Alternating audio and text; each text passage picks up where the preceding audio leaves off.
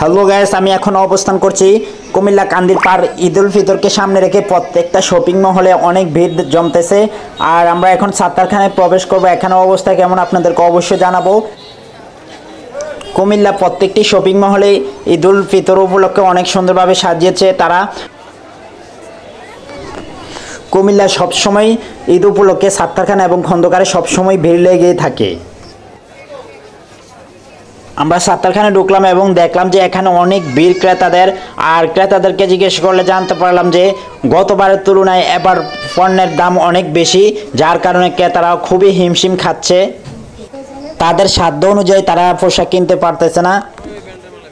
16 রমজানে এত ভিড় মার্কেটগুলোতে। আর যারা যারা এখনও শপিং করেন চলে আসবেন, কেননা ঈদ আমাদের খুবই কাছে, যার জন্য ভিড় দিন দিন বাড়তে থাকবে। আমরা দেখতেছি কুমিল্লার ছোট বড় প্রত্যেকটি শপিং মহলে ক্রেতাদের ভিড়। সকাল থেকে শুরু করে রাত পর্যন্ত কাস্টমার বেশি। প্রত্যেকটি শপিং মহলে গতবারের তুলনায় এবার ভালো ভালো কালেকশন দেখতেছি।